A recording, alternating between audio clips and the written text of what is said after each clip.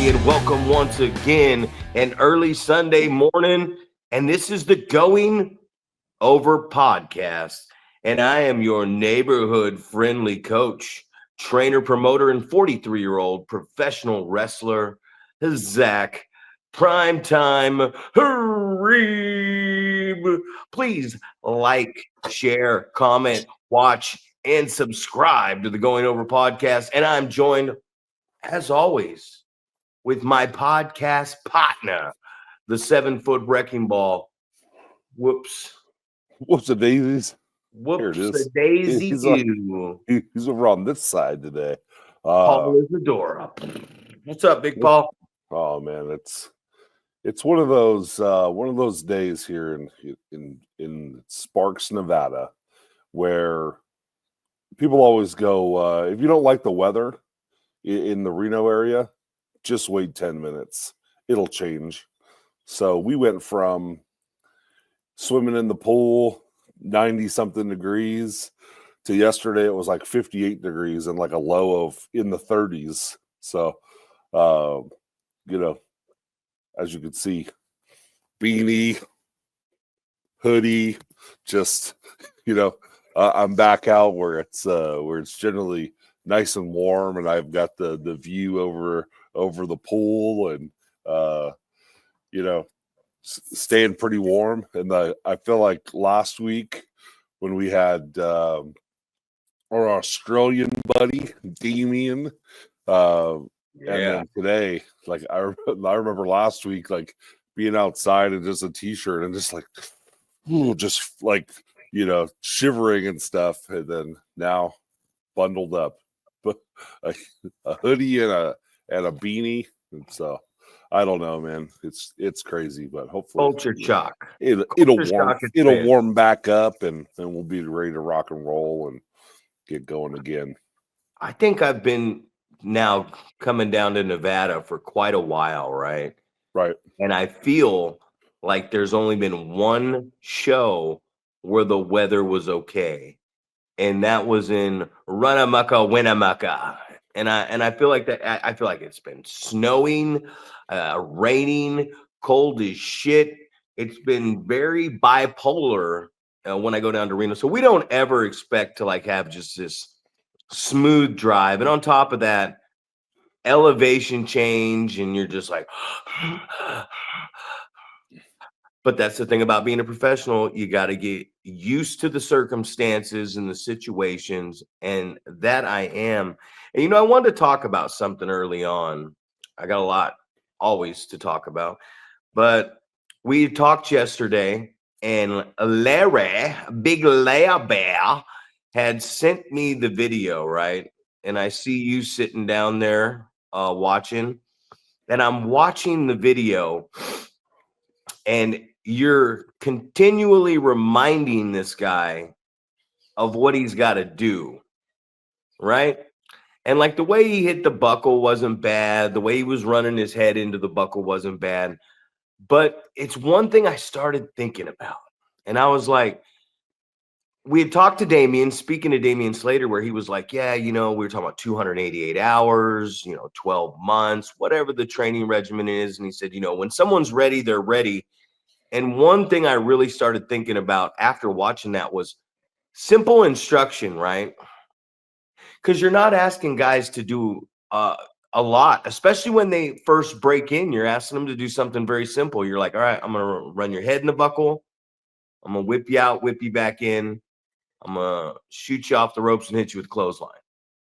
And you're telling them something simple, and they're having a very hard time remembering this during what's a drill by themselves. And it's no knock on anybody, but it's like, as a coach, trainer, performer, as all that, if I can tell somebody something and they can go out there and execute the basic of what I'm telling them without me constantly reminding them, then I kind of look at that person and I go, okay, this is someone that listens well. This is someone that absorbs this knowledge. And this is someone who understands, like, okay, when we're thinking about this stuff, I'm not thinking about it like when someone tells me what we're doing, I don't ever like listen to, I hear the words, but I don't ever like try to regurgitate back the words in my brain. When someone tells me something, because we're in a very visual profession, I always visualize exactly what they're saying, and then I'm good. So what's your take on the visualization of this when you hear something or you're calling something to somebody? And most importantly, man, what are your thoughts to these young guys out here about the actual like execution of just the basic what we're telling you? Right. And I think for me, it's always been the visualization. That's how I kind of get things. Like I'm visualizing myself in whatever spot it is, you know. So, you know, we're talking, well, you know, you're telling me kind of like, hey, why don't you try this? And I'm asking you questions about it because I'm trying to visualize what's going on without actually being in there. And you're just like, well, dude, put me on FaceTime real quick. You know, I'll show you what I'm talking about. Which I thought was kind of like that was the extra thing, not necessarily that I needed, but it was just like I was visualizing how it was going to go down. Right, it was going to be, you know, head in the buckle, whip out, whip in. But I'm thinking to myself like the things like that we need to brush up on before we even try to do this. Right, this is how you take the buckle. Here's how you'd put, you know, you'd ram your head in, the footwork for how do you get reversed, all these different things, you know, that I'm like, I'm sure I've showed people, but it's always like you need a refresher. But like as you're talking, I'm thinking about, you know, me being in the basketball world for so long and getting like in a timeout where a coach is drawing up a play. Hey, here's what we're going to do, right? It might be something you've never done before, but he sees something that he's like, we're going to take advantage of this. This is how we're going to get an open shot or whatever. You know, here's how we're going to get the ball in bounds, whatever the case may be. And it's got to be, you draw it up and you have to trust that these people that are on the floor are going to be able to visualize where they're going to be in the different situations. And then obviously you're going to have to read that situation as well, right? Because that's something that I always tell my daughters. It is the positive and negative of girls basketball is that they follow instruction very well, but it's also that they follow instruction very well. Like there's no adaptation, right? There's no read the situation and react. It's like you told me, you know, to go to the free throw line. So that's where I went. And it's like, well, I'm telling you to go to the free throw line area because that's you're going to get open in that area. You know, you have to make a read though. You know, you can't have a defender standing next to you and expect your teammate to throw you the ball, right? You have to get into an open spot where you're open, where your teammate can throw you the ball. So I think about those situations where there has to be a little bit of that, the tell you what's going on and you visualize what's going on, and then you have to have some ad lib, right? Obviously, this is pro wrestling. We often talk about we're trying to engage the crowd, right? We want to get a reaction from the crowd. So you have to ad lib a little bit as well to try to get that to happen. So what happens after this drill that we send you to take a look at is the guys are asking me questions about it. Well, how can we go longer? And I say, well, you have to understand, like you're having to visualize what's happening from the other person's perspective as well. Like, what would they be doing after they run your head into the buckle, right? They're probably going to be trying to get the crowd to interact with them, right? So maybe they're going to throw your head into the buckle and they're going to start talking shit to the crowd. Maybe they're going to whip you in, whip you out, and they're going to let you sell because you just got, you know, you got thrown into the turnbuckle pads, right? And it's just a thin, you know, amount of padding, and then there's metal right behind it. So think about how much that hurts, you know, the illusion that we're trying to get across to the fans we have to think about all the different situations. Like, and I don't know how many times I've told these guys, like, you need to register, where does it hurt, right? If I throw your head into the buckle, it's probably going to hurt your head, right? If I throw you back first into the turnbuckles, it's probably going to hurt your back, right? I shoot you into the ropes, and you reverse me, and I have to duck a line. But when you turn around after that missed clothesline and I hit you with a chop, where does that hurt? Like, how should you be selling these different things so we can get that across to the fans, so they understand where you're hurting, and then, we were talking about getting your face up and selling and things like that. There it was. Yeah. There it was. Yeah. All these different things happening, which I thought there was a really good, like JoJo took this awesome turnbuckle, right? Took a face bump out of there and everything. And I was like, man, you took that to the next level, but then you killed it, right? You went face first into the ground and you just buried your face in the canvas. It was like, the fans have no idea that you're in pain right now because you're just laying on your stomach and you got your face buried in the canvas. Well, that's the most important thing. You said it right there. And I wasn't trying to interrupt you, but you said the magic word. So we could say all these things about selling and this and that. This is it, guys. This is it. If this isn't beautiful, or we can't look at it, then you're gonna be the villain, because we don't want to look at you. You ugly as shit, boy. You know what I mean? And put a mask on this motherfucker. You know what I mean? It's like, he's a big guy. Put a mask on and I'm sure you got that a lot. But it's about that's your money. If we can't see where you could reach and grab all day long. I like to tell guys, don't grab what hurts, because if you're grabbing in your eye like this, I can't see your face. But if you're like almost showing the fans, like pointing at it, going, blinking your eye or going, and you're almost building that's what I always tell people. Don't grab your back, just like put your hand close to your back and arch your back, because you're almost taking these index fingers, right? And that's how we're dummying this up for the fans. We get hit in the jaw, we don't go, oh, my jaw. We're like, hey guys, this is what hurts right here. Ooh, right here, man. That old arm. We're literally pointing at these things. And I saw something. I was watching Limelight, and I don't go back enough when I watch this, because I have this problem. I was there live and I saw it live. So when I go back and watch it, I see things. And I was watching a match and the fans are getting behind the guy, and the wrestler who's getting his neck cranked is doing this too. And now I see said wrestler every day. And now when I see him today, I'm going to go back and say, hey, buddy, I get what these guys are doing. I see Rick do it all the time. So I see veteran wrestlers who've been around. They start stomping their foot. They start clapping.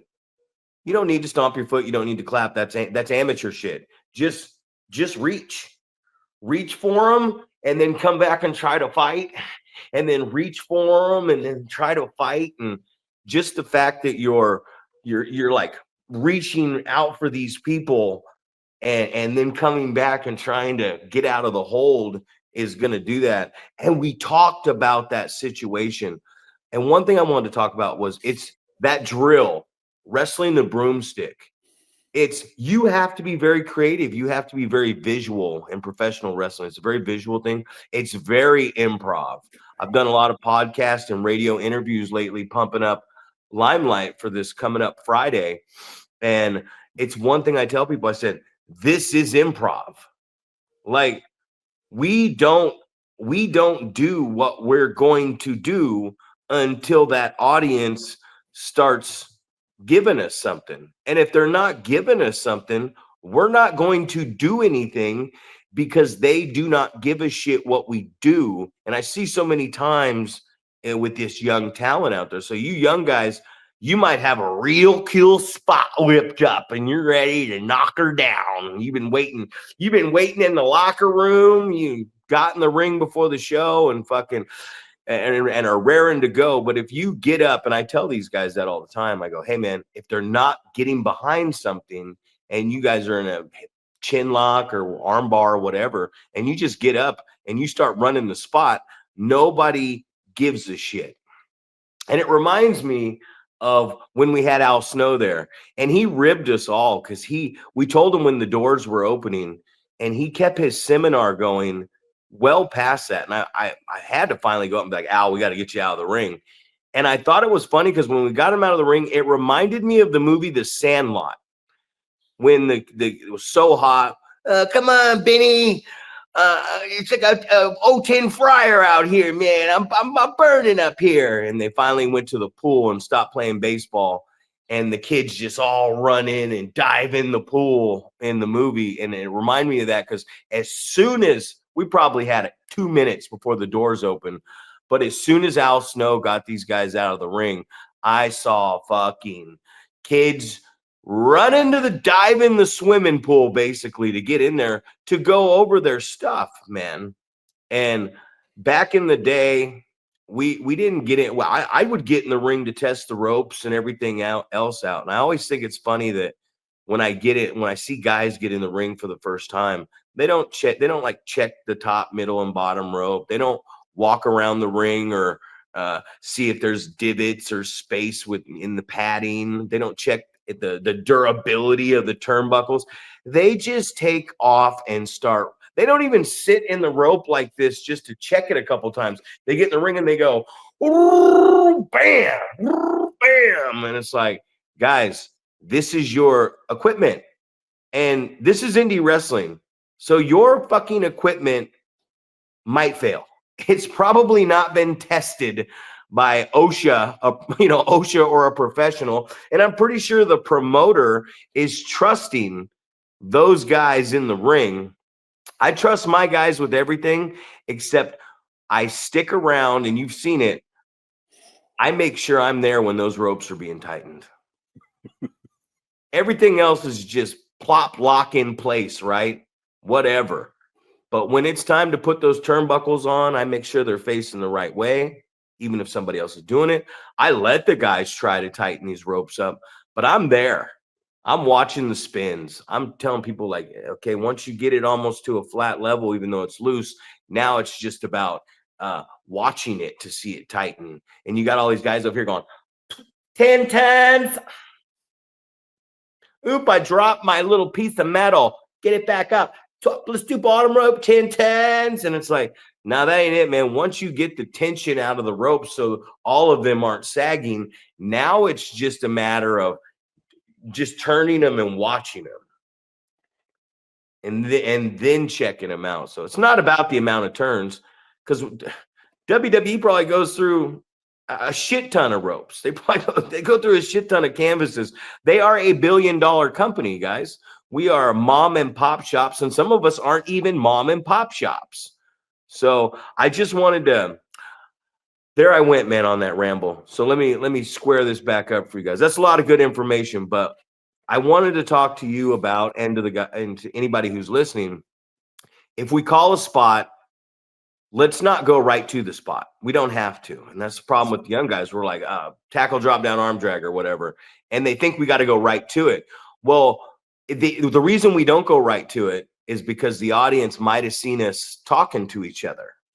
So if we just talk to each other and get the fuck up and rush this spot, then now we got to talk and go to the next spot. So let's work around a little bit, and then we'll go to the spot when nobody, like when we aren't talking to each other. I'll call something and I'll tell the guy, ease up, and I'll work around and wrestle, maybe even give them a little something and come back to it. But I'll go about 45 seconds to a minute sometimes after calling just a spot, not a high spot, but a spot. And then I'll be like, all right, let's go. Time to go. And then we'll do it. So what's your thought on the visualization of calling something and also not going right to the damn spot immediately? Right. And I think that's definitely an art, right? That, and it's something where you have to visualize what the guy's calling, right? If you visualize what the guy's calling, then you know, okay, all right, that's cool. I got it. And then you can kind of, just like you said, you can work around. Because I had people, these kids are asking me yesterday, how can we make this longer? And I said, well, we're giving you a couple pieces, but that doesn't mean that you have to do only those pieces, right? I talked about the time that I realized, and it was Malachi and it was Michael Sean in a training situation, and we were all doing this spot, like 45-second long spot, and I said it was this time that I realized that the way that you're going to make these things last longer and you're going to eat up some time and less is more type of thing, is when you realize that you can feed in a bunch of we would just call it filler, right?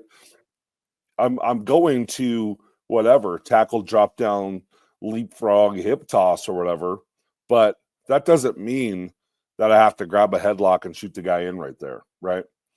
That means that's going to be the action that's going on, but I can fill in a bunch of other stuff before that happens, right?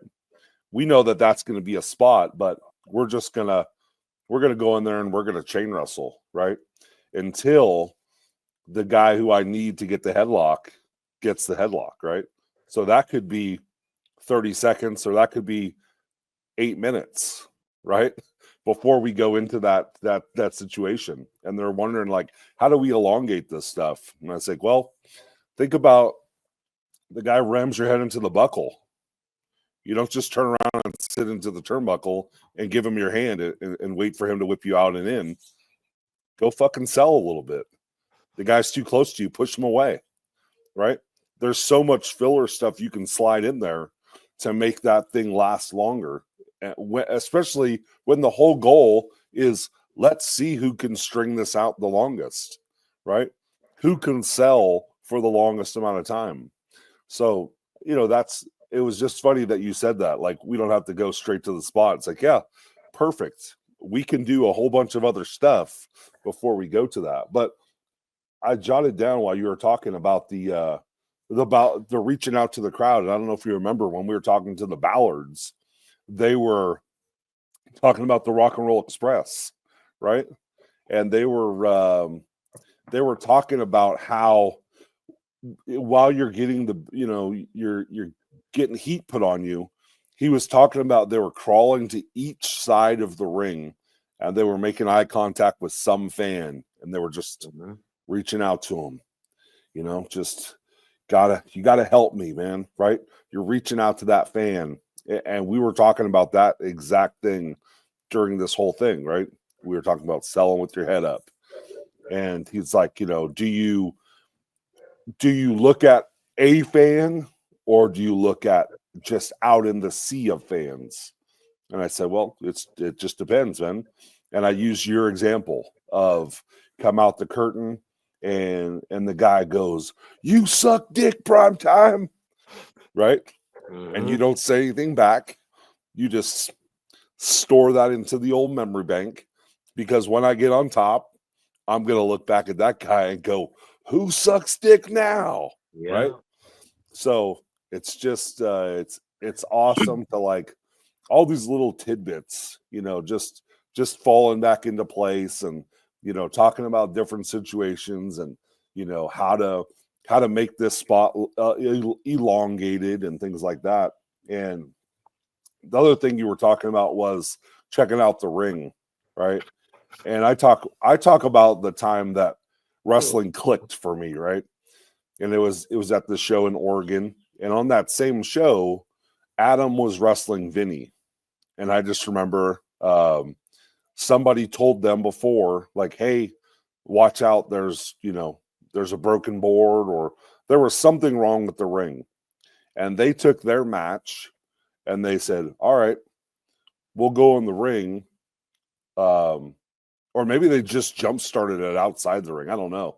But basically, they did nothing in the ring itself because it was broken somehow. And they're like, I'm not taking a bump in there and taking a risk of hurting myself. So they basically turned their match that they were going to have in the ring into some sort of, street fight type thing, right? They just fought on the outside. It was punches and kicks, very simplistic, because the equipment was not functioning properly.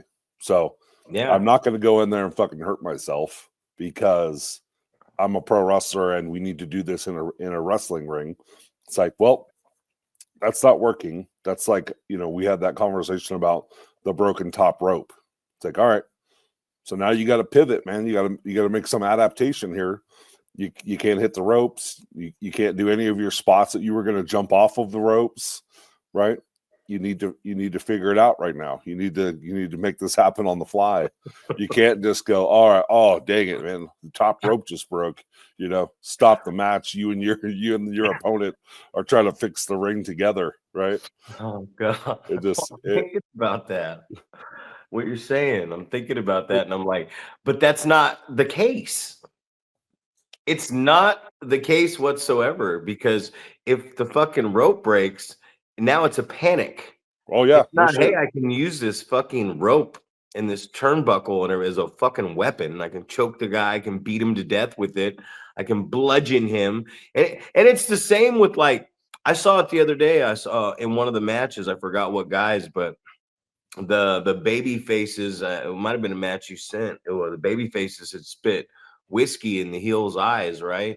And then they cut a promo after, and the heel, the other heel's telling him, like, hey, let's not we lost, let's not make excuses. And he's really overselling the whiskey after the fact in his eyes. And it's like, Muda, sin, spit the mist, whatever, the fire in your eyes, the low blow, all that. Like, if it's something special, like sin spitting that red mist, right?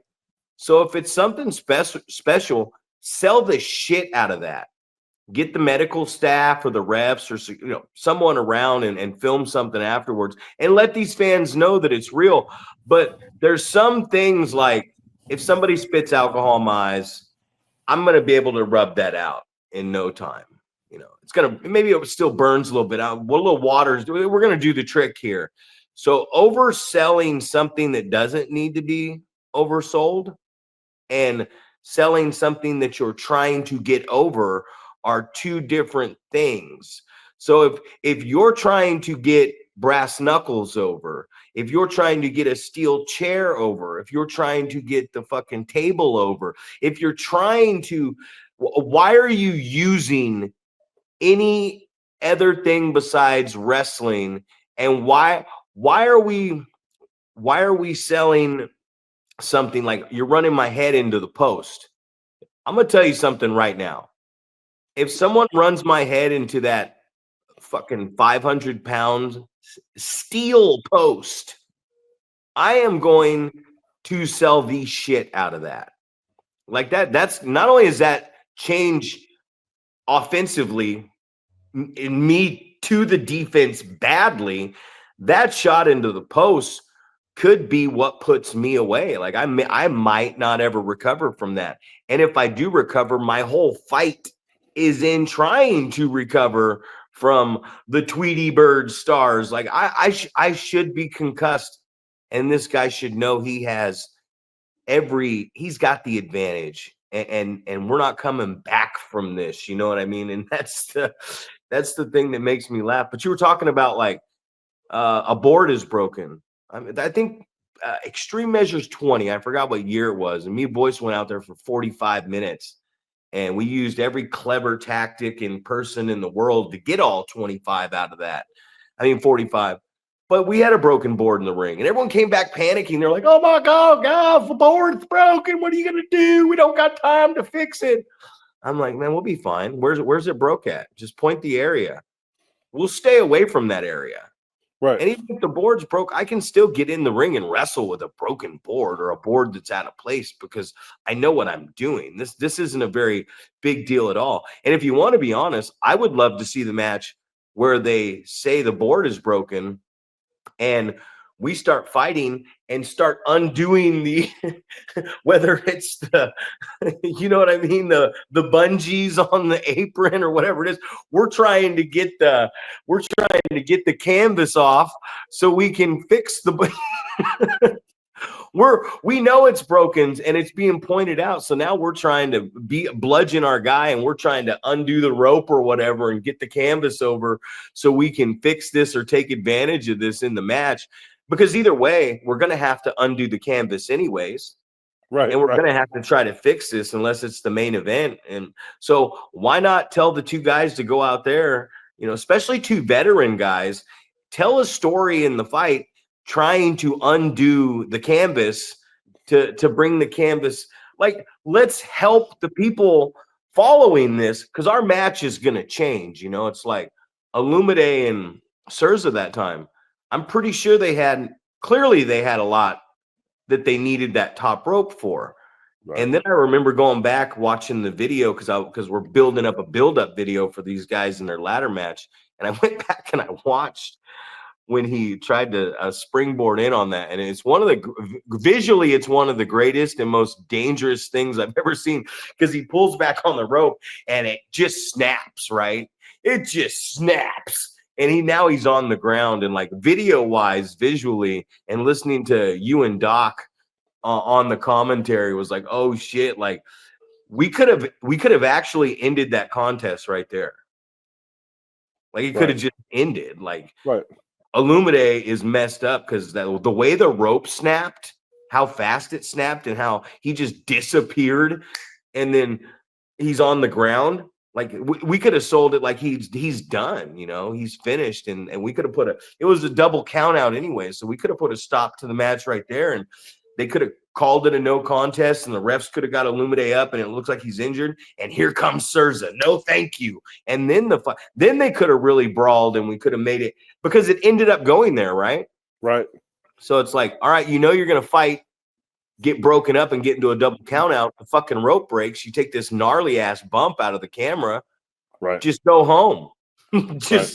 Just go home. You don't need to do nothing else, because you're right. Not only are you right where you need to be for the end of this match, what you're doing with the decision, but it's even better because the fucking rope snapped and you landed hard on the hardwood floor. Go home.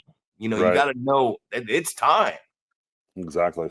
Yeah, and you were talking about like the alcohol in the eyes, and how you can either rinse that out real quick and make it a no big deal, or you can make it into a huge deal depending on how you react after the match. And it reminded me of the Travis Alexander the first time at our place that he knocked somebody out with that crucifix finish, right?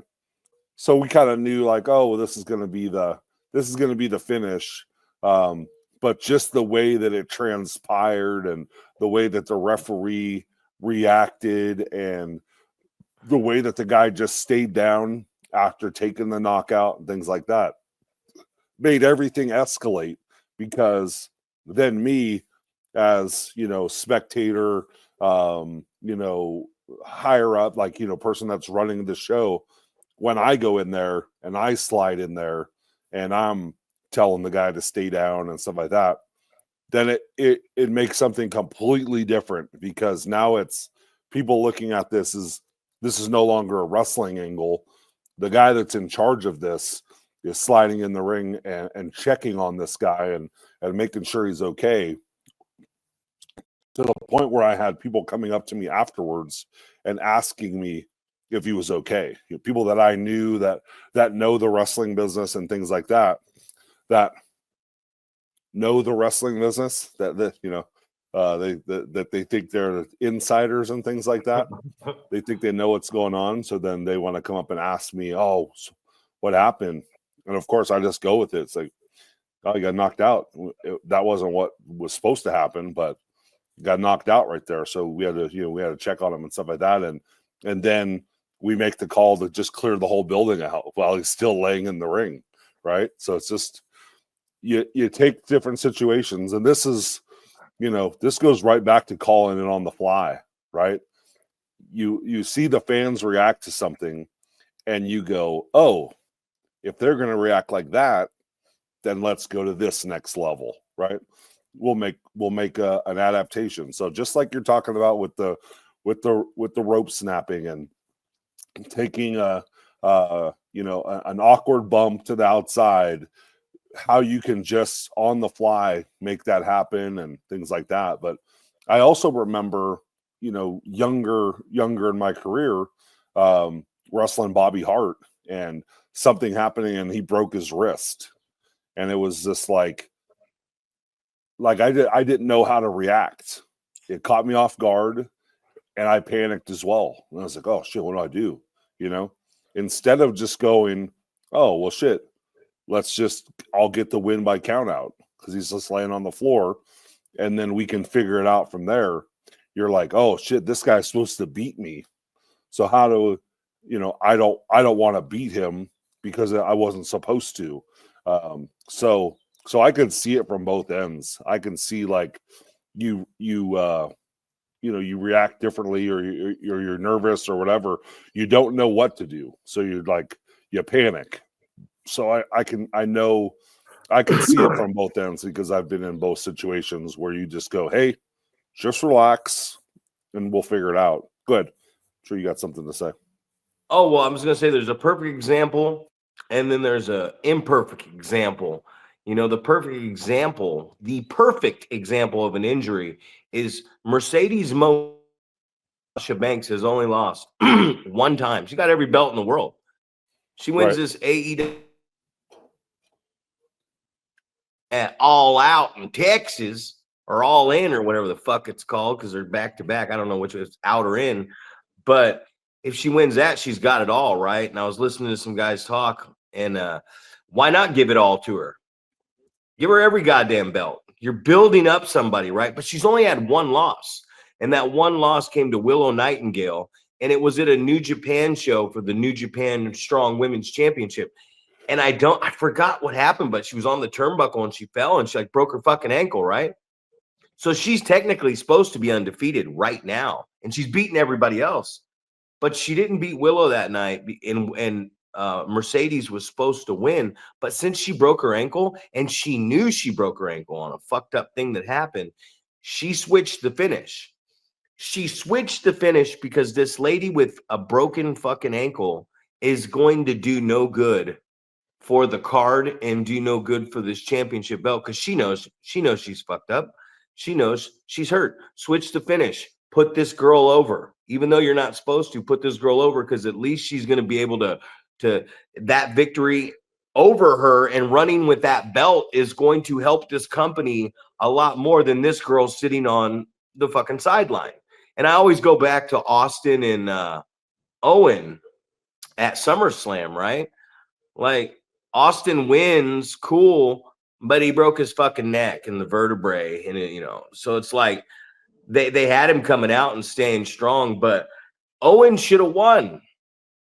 Owen Hart should have won, and then he was making fun of Austin. Owen 316, I'll break your neck. You know what I mean?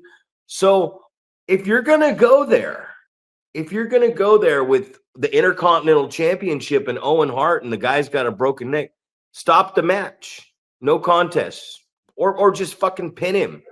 But call a no contest, and Owen Hart broke Steve Austin's neck, and let Steve be down. So when Steve comes back, let Owen go out and get all that heat, right? He should have been up at the end of that match because Steve was definitely down. So you just said it. Somebody gets injured. Okay, Bobby broke his wrist. Okay, beat Bobby. Because if Bobby beats you, especially your size, with a broken wrist, Bobby's going to be out for a while. Yeah, it's a terrible accident, but hey, let's push the big guy. Let's push you. And when this guy comes back he'll be sympathetic. He can come out with the wrist up, and when I come back, I'm going to get you, keep him off camera and build you up big and bring this guy back. When an injury happens like that, it's such like this Liv Morgan thing. She could heal. They love her, but good heel. She's injured now. She'll be out 6 months, whatever. When she comes back, she ain't going to be heel no more. They're gonna love that she comes back. So a lot of injuries, whether you're bad or good, if you're good, you become bigger, a bigger good guy. And if you're bad, pretty much what you're trying to do as a bad guy's over because you're coming back as a baby face. You could switch it down the road, but yeah, that's a good topic right there to talk about, is that injury. Absolutely, man. And it's just, and I know in the Steve Austin case, wasn't there a stipulation in that match, like if I lose, I have to kiss your ass or something like that? So I don't know. It's just, but that just goes back to mindset, right? You're just like, we're not gonna change the finish because it's gonna, in theory, it's gonna fuck something up or whatever. So you don't want to do it, right? It's like, oh well, this is the way that it's scripted. We can't change off of that. But yeah, so Think about that though. just imagine if it would have went the other way, right? If it was like he's down, he's just laying in the ring, and you go with the 0-3-16 thing, and just how much, I'm sure it would have been crazy white hot heat, He's got to kiss his ass, right? Right. He's got to kiss his ass is the best. That's the payoff. And the beauty of it is Steve Austin don't even listen to his boss, Vince McMahon. Right. Do you think that's what pissed me off about that? I'm glad you brought that up. Is like, they were like, no, we can't have Steve lose because Steve would have to kiss Owen's ass. He don't even listen to Vince McMahon. He didn't even listen to Mike fucking Tyson. You think Steve Austin is really in his character going to come back and kiss Owen's ass? No, he's going to come back. They're going to build it up. Owen's going to pull his pants down, and Steve's going to fucking kick him in the nuts, give him a stunner, and drink 10 beers over him. And Owen's going to turn into an even bigger heel because of it. It's like, he's hurt. You broke his fucking neck. Just stop the match. The stipulation don't matter. Austin's not going to kiss his fucking ass. Right. And even if they should have come back with that. You know what I mean? Like, you got to kiss my ass. And Steve's like, I guess I'm a man of my word. Pull those little Canadian singlet down. I'll kiss your ass, Owen. And Owen Hart's like, I believe he's going to. There was so much there. Just, if the person gets hurt, switch it up. Right. Absolutely. Yeah. So I don't know. I think that's a good lesson just on, adaptivity. Is that, I don't even know that's a good word, but just the ability to adapt, right? Adapt on the fly. And that goes right back to kind of what we started with, which was, just a small little spot that we were, talking about doing and using as a tool to try to get us to sell for longer and kind of really dig into the things that we can do, right? And it's, and that was kind of the lesson, was like, you're going to have to adapt to whatever's going on, right? The guy throws your head into the buckle, right? If he stays on you, then you're going to continue. But if he doesn't, it reminds me of a good story of like somebody saying like, hey, how long could you sell this punch? And the guy's answer is, until you come back and get me, right? I can sell for as long as I fucking want, right? You punch me in the face.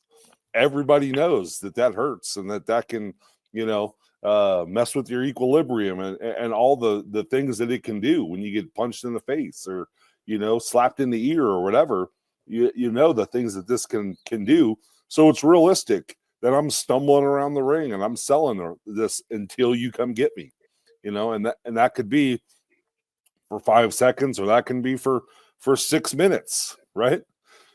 You get punched me in the nose, my eyes are watering, right? I can't see straight. My equilibrium's off. Like, you can tell that story as much as you want, right? So it's just a good example of the way that you have to adapt to different situations. And we talk about making sure that you're playing to the crowd and trying to get a reaction from them. And so you think about, I don't know, like I'm feeding these guys ideas over and over. And I was like, I don't know if this is like, if I would do this while I was in the ring, or if I'm just spitting out all these ideas because I'm standing on the outside trying to give you examples of things you can do. But, it's just, I don't know. Like, I was just like taking the buckle, right? was trying to tell these guys, like, you don't have to take it the same way every time, right? The further and further you get into the match, the further and further your energy bar dips, right? Mhm. So each time you hit the buckle, it affects you a little bit more, right? It wears you down a little bit more. So you shouldn't take the buckle the same way every time. You know, like I took the buckle and then I dropped down and sat on the bottom turnbuckle pad, right? And it's like, it wasn't something that I was meaning to do, but it was just my reaction to taking the turnbuckle, right? It hurts. So you have to show that. And then, you know, I say, so you can take it like that. You can take it where you stumble out of the corner, and like you're saying, you're pointing to the lower back, so the fans know that pad is only so thick, and there's that steel eye bolt behind it, and that got me right in the lower back, or that got me right in the spine, and that thing really hurts. So that's why I'm selling out, and you know, maybe I drop to a knee or whatever, and then maybe the culmination is the big bump that we get at the end, where the guy takes the buckle and takes the hard face bump, and you know, remembers to sell his face up to the crowd and get the pain over, right? That he's in so much pain because he just got thrown into the buckle, you know, took the hard buckle or whatever. I'm of the understanding in this business that if I nail you with a clothesline and that stops you, and now I have you down, that's what worked, right? Right. I'm gonna go after that area. If I whip you to the corner, and what guy whipped you to the corner? Did Bad News Blakesley whip you to the corner, or did Christian Sky whip you to the corner? You know what I mean? No knock on on Sky, but there's like a 300-400 pound difference there. You know what I'm saying? And a big height differential too. Visually, there's a big difference. But if I whip you to the corner and you hit that corner and just and it just stops you, well, guess what? I'm going to go to work on your back, and I'm probably going to whip you back into that corner because that's what worked. Why would I try to do anything else to you at that point? This is what stopped you. I tried to out wrestle you. I tried to cheat. I tried all these different things. I whipped you to that corner, and that buckled you down, and now you could be done. Why am I not going to stay on top of that and continue to try to whip you back into that corner? That's what has worked. That's what finally worked for me. That's the game plan now. Why would I veer off the game plan? Oh, I know why I'd veer off the game plan. Because this is fake, and we have choreographed this shit, Right. and we have spots to do. So I'm telling you, that's the problem, is I'm literally telling the guy, like, oh, I'm going like this. And I'm really putting some work on this. And I'm even doing it to the arm they're supposed to use. And the guy's like, all right, well, I got to get this fucking Hurricane Rana head. I got to get this spot in because I'm supposed to get it in. And you're like, bro, I used to get reamed back in the day because somebody would start selling something, and then I'd fucking go do what I wanted to do. And then the guy would get in the locker room and he'd be like, are you a fucking idiot? And I'm like, what? And he's like, you didn't see me selling my wrist? And I was like, well, what do you think I was doing that for?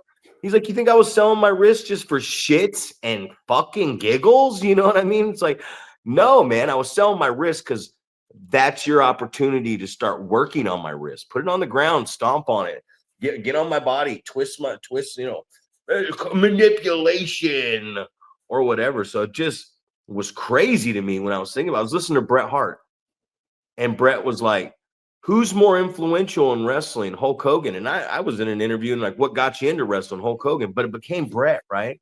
And he said, there's not too many guys out there trying to emulate Hulk Hogan in The Ultimate Warrior. And to one of the arguments was, well, there's not too many 6'8". Everyone's smaller nowadays. And it's like, yeah, I get that. But that's the influence of Bret the Hitman Hart and what he does, the fast chain wrestling, the smaller. He has influenced wrestling so much that now wrestling isn't about big guys. It's about athleticism and lightning quick chain and mat wrestling and trying to make it look real. And the problem is there's so much talent. There's so much talent in AEW. The problem is, man, is that they're trying to make it look too real, to the point that nobody wants anybody to beat anybody. And it's so goddamn 50-50 that you literally have to pull out a damn shotgun and blow the dude's head off. And that's what it takes to pin him anymore. It's ridiculous is what it is. Rob Deerdeck ridiculousness. Right. We were having a discussion about that as well. Just how, you used to beat somebody with a clothesline, or we were talking about, didn't Flair beat Dusty with a crossbody off the top? It's like, I don't know. You think about how simplistic things used to be, and that was believable, to beat a guy with a slingshot suplex, right? Bounce the guy's legs off the ropes to get a little extra momentum on a suplex, that everyone just kind of goes to now as a transition, or it's, nobody's giving someone a suplex and going, okay, that's hurting his lower back, I'm going to keep working on that. So it's crazy that that's how it is, and it's like, how do you last so long in the business, Zach? Well, I don't know. I just do a lot of simplistic storytelling. I don't do a lot of high impact shit. I don't, I don't take a lot of big bumps and stuff. So, man, how do you last decades in this thing where everyone's getting hurt? I don't take a lot of risk. I just try to go out there and tell a good story. Get across to the headlock hurts. Stuff like that.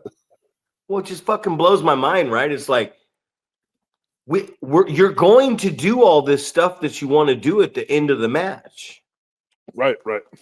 Like, people are like, oh man, and I mock it all the time, and I'm gonna fucking mock it every single day because it's the dumbest shit I've ever heard in my life. They're like, well, you're gonna shine, I'm gonna cut you off, we're gonna I'm put some heat on you, get some hope, we're gonna build a comeback, flossy, here's our finish, go home.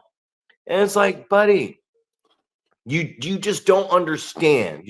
You don't understand the improv and what this crowd is doing. You don't give a shit, which is the most egotistical, selfish thing you can do out there. Ignore the audience that's paying for the fucking ticket. If you don't understand that, you don't understand what we're doing. And I don't need you to explain like, well, I get the booking on Money in the Bank, and they should have done this, and look at me, I had a good spot. No, if you don't understand the crowd psychology, you don't understand wrestling. Keep working. Go to a good school. Hey, here's a shameless self-promotion.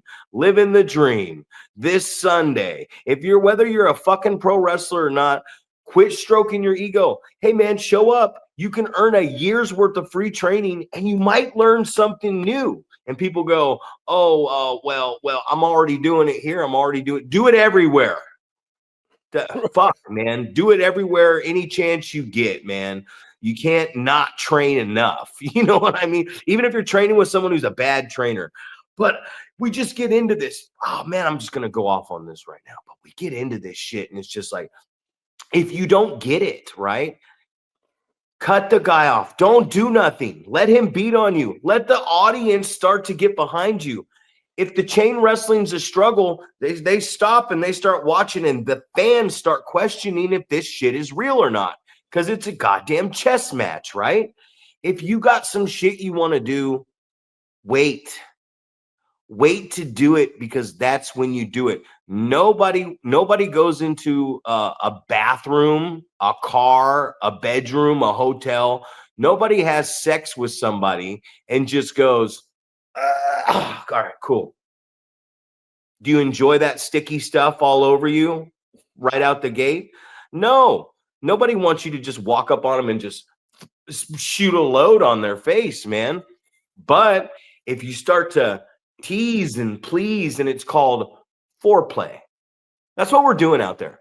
5 minutes have remained in this podcast. It's called foreplay. That's what I'm going to start calling it now. I'm going to start going up to the guys and be like, hey, man, put a little lube on me. Lick on me a little bit. You know what I mean? Tickle my balls, man. Like, kiss my neck, lick my ear. Let's make out a little bit. Let's go in the ring and make out for a little bit. Let's kiss. It's foreplay. We're giving the fans a little wrestling foreplay before we go. If I go in there and just, then when it's all over, I'm like, no, man, I'm going to build up. I'm going to build up and then I'm going to nut, man. And sorry if that offends anybody, but that is the truth. You're going out there and you're just, I got to do all this stuff. No, take your time. Make the fans pay attention. Get them into what you're doing, and then go ahead and do whatever the fuck you want to do. If you want to pile drive the guy 10 fucking times and submit him with a fucking camel clutch while you're fish hooking him, go ahead. But do it at the end do it when the baby face gets the crowd behind him with build some sympathy, and then go ahead and start bumping and feeding and giving us what you want to fucking give us. Jesus, man. Oh, you have to turn everything into a sexual reference, right? But at the same time, it definitely makes sense, right? Because you are going for the climax of the match, right? You want to get to building it where it's the big explosion at the end, right? Who's talking dirty now? So it's just a great reminder, man. Like, we talk about you got living the dream, and I feel like we've talked about this before. You got people that are having seminars, right? Valuable information is being given out, and there's people that are just standing on the sideline, right? Because, I'm already trained. I can't learn anything from this seminar. But like you said, man, there might be something in there. If you're paying attention, if you're participating, if you put yourself out there that you don't know everything and you go to a seminar with an open mind, you might learn something, right? God forbid you learn something, right? For sure. Learn something new in the pro wrestling business that you've been, you've been wrestling matches already, and I think that's the fear is that you have guys that, they would rather, I'm going to go and I'm going to wrestle in front of, 20 fans rather than I'm going to go try to learn something at a seminar or things like that. So that's probably a big portion of why we have a lot of shitty wrestling, is because people would rather go wrestle a shitty wrestling match than, I'm going to take this Saturday off and I'm going to go train with at this school or whatever it is, or I'm going to, God forbid you go and pay some money to go somewhere and train a little bit. So I don't know, man. Gotta get booked, man. I heard this the other day. An old guy told me this, and it transferred over to wrestling with me. That's how I took it. And he said, when you're listening to somebody, whether you agree with it or you take it in or not, you're like, well, I'm gonna take what I like and I'm gonna ignore everything else. And the person said, how about you take it all in, just in case one day down the road you need that something else. You know what I mean? It's like, let it go in one ear and out the other. Take in the knowledge you want. No, take it all in, because you never know what situation you're going to be in. I explain all the time. I don't speak Spanish. I don't speak Japanese, but you can put me in the ring with both those ethnicities that don't speak American, and I'm going to go out there and we're going to be fine, because this thing that we do, that we learn how to do right, is universal, right? It's universal. So in closing, hey, we got a big weekend coming up, Paul. We got a big weekend. Got Limelight Friday, the debut, heading up to big show up there in Reno on the 28th in Sparks.